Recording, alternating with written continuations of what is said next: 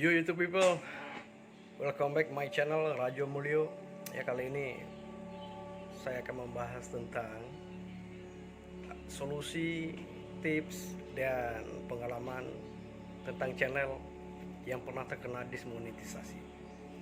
So ya, karena beberapa tahun terakhir ini ya,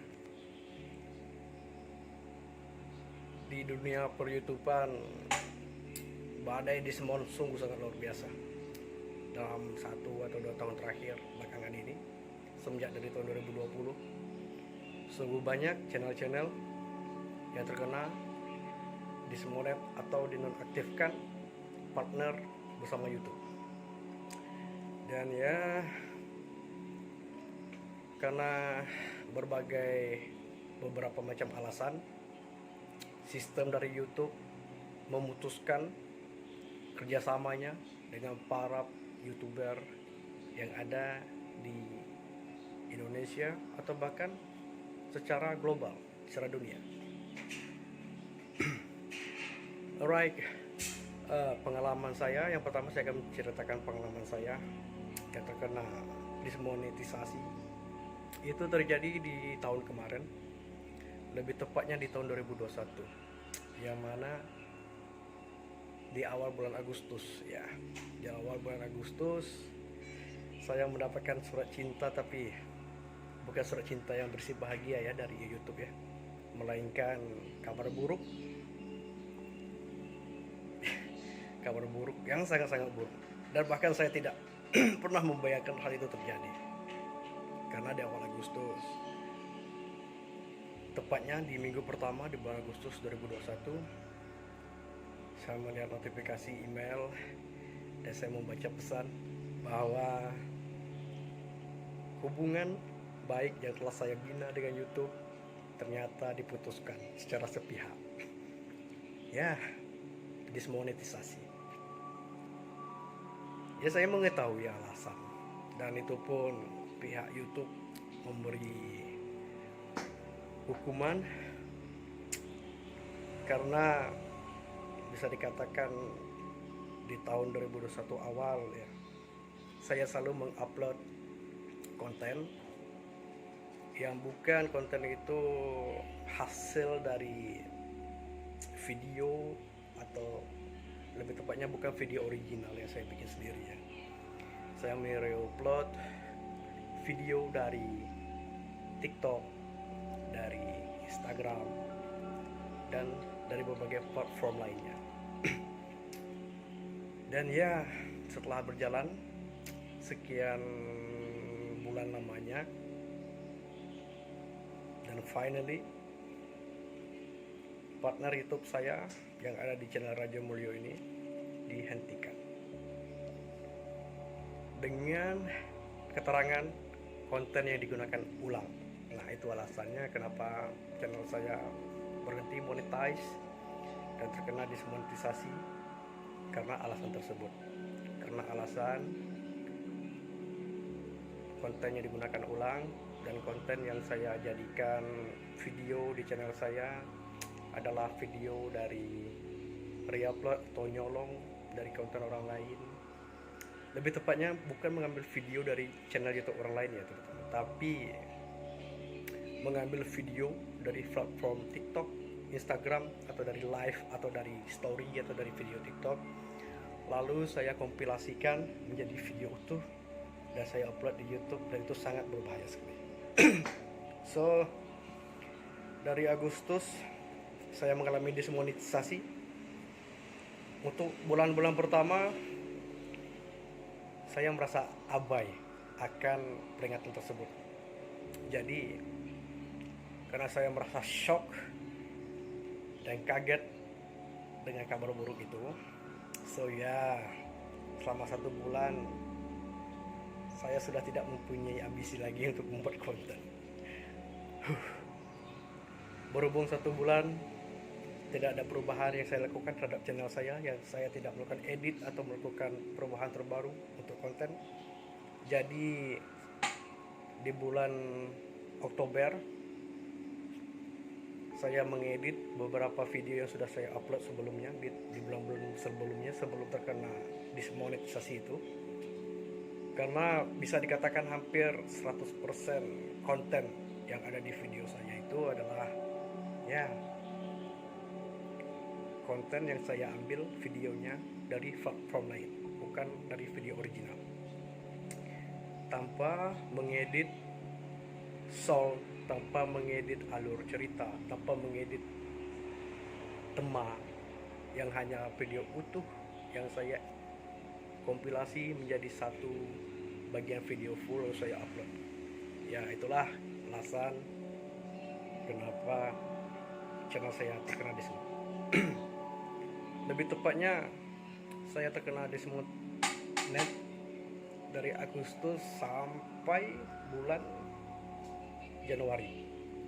Terhitung dari Agustus ya kisaran 5 atau 6 bulan lebih, dengan mencoba pengajuan ulang sebanyak 4 kali. Yang terakhir baru di approve, baru bisa monetize kembali di bulan ini.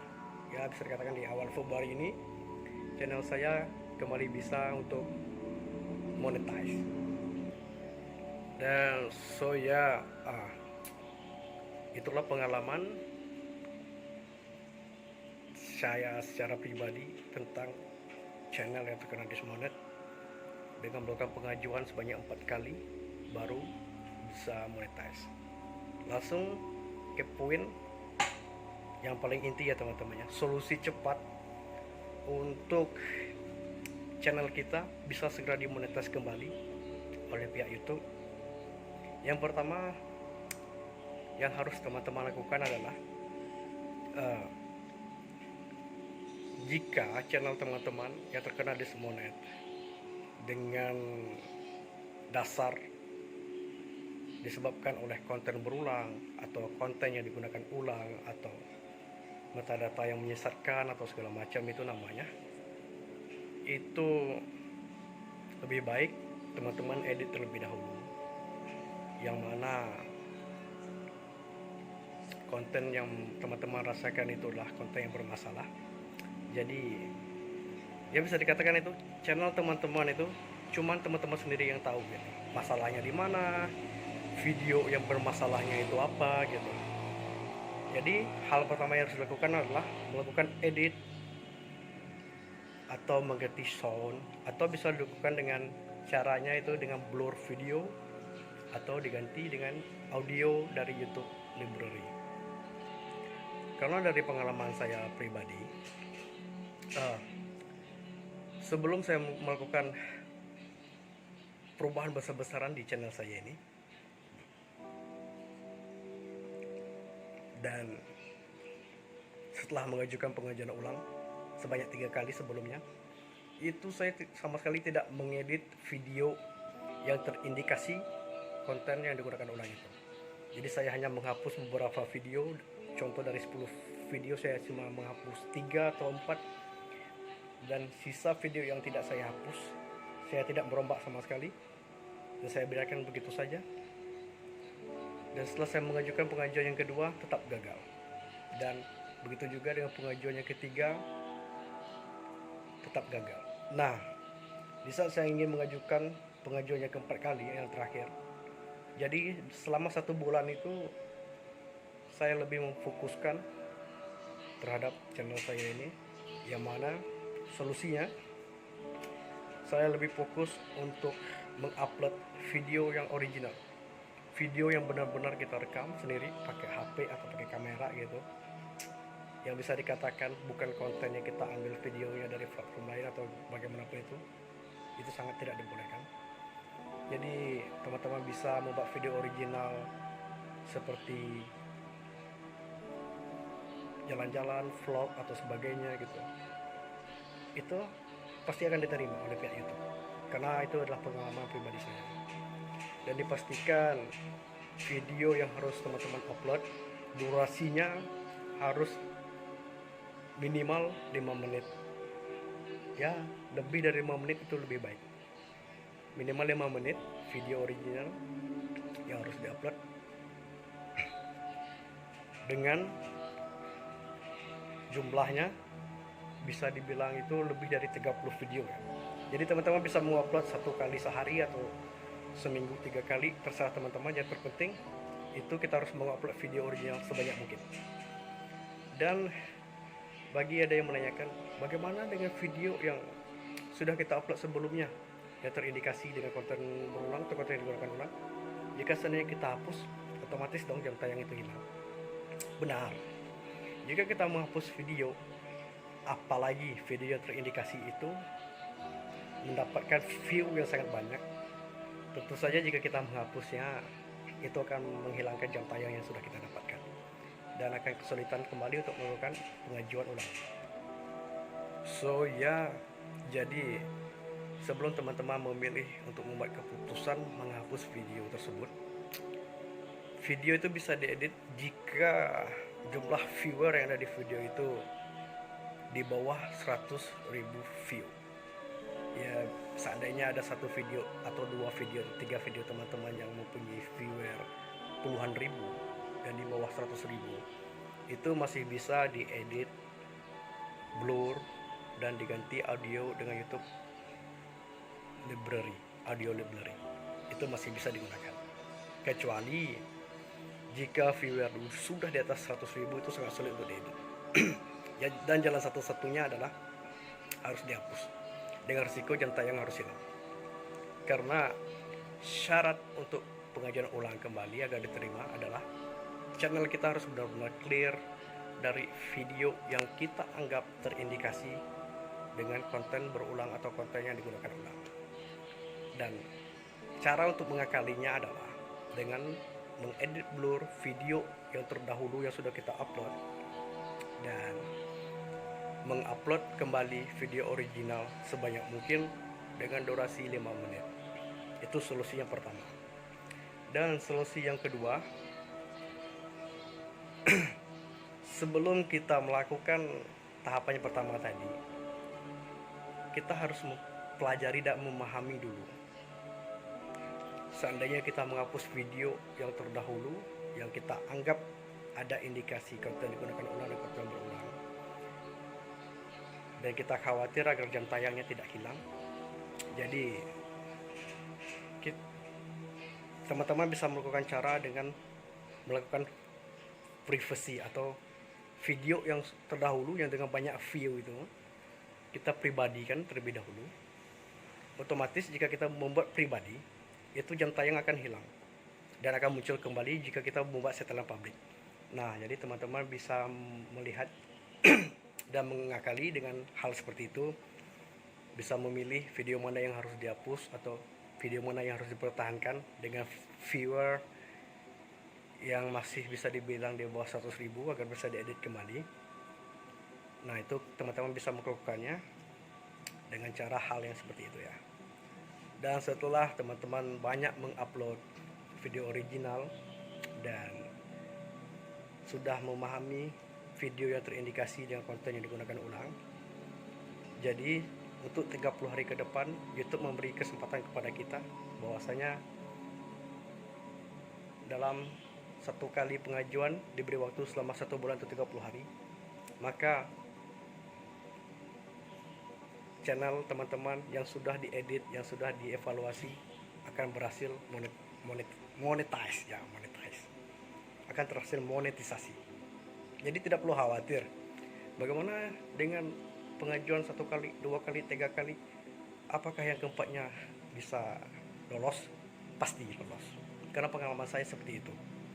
Karena YouTube tidak peduli mau melakukan pengajuan sampai 6 kali, 10 kali, itu pasti lolos, asal kita memahami channel kita itu dan kita mengevaluasi video yang terindikasi. Karena banyak kasus beberapa teman-teman yang lain sudah melakukan pengajuan sampai 6 kali, 7 kali, tetap tidak di approve, tetap tidak di ACC, tetap tidak bisa monetize, karena kemungkinan besar itu dia tidak memahami channel yang dia kelola gitu. Karena channel itu kita anggap rumah gitu. Jadi kita mengetahui ada satu kesalahan atau ada satu problem. Hanya kita sendiri yang tahu video mana yang terindikasi, video mana yang harus diedit, video mana yang harus dievaluasi. Intinya selagi teman-teman konsisten untuk mengupload video original minimal 5 menit sebanyak mungkin, dan video terdahulu yang sudah diedit, yang sudah diganti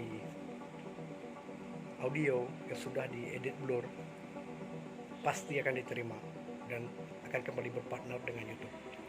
Dan jangan khawatir jika bagaimana sistemnya untuk video terdahulu, rentetan video blurnya itu 3 atau 4 baru video original, atau video blur 1 terus diupload video originalnya 5 atau 10 baru video blur lagi.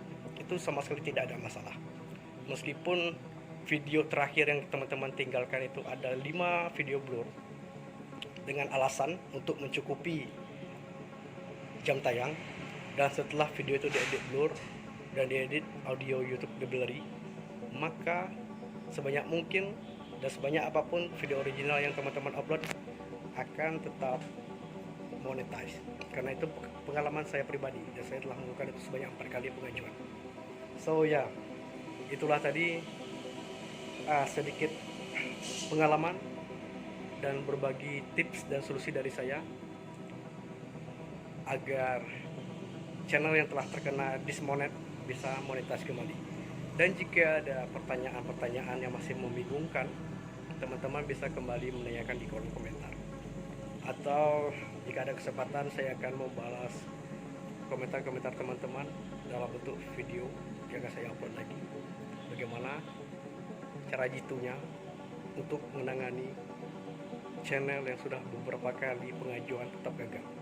Intinya tetap semangat dan tetap upload video original sebanyak mungkin, minimal 5 menit, benar-benar original, dan gunakan audio atau sound dari YouTube Audio Library. Jangan gunakan sound atau audio dari luar, karena saya tidak akan bisa menjamin jika teman-teman menggunakan sound dari luar tanpa menggunakan dari audio YouTube Library agar bisa diterima gitu. Lebih baik gunakan audio dari YouTube Library yang langsung. Oke, next time kita akan bahas kembali buat pertanyaan teman-teman yang masih bingung, dan saya akan menjawab di sini. Thank you, see you soon.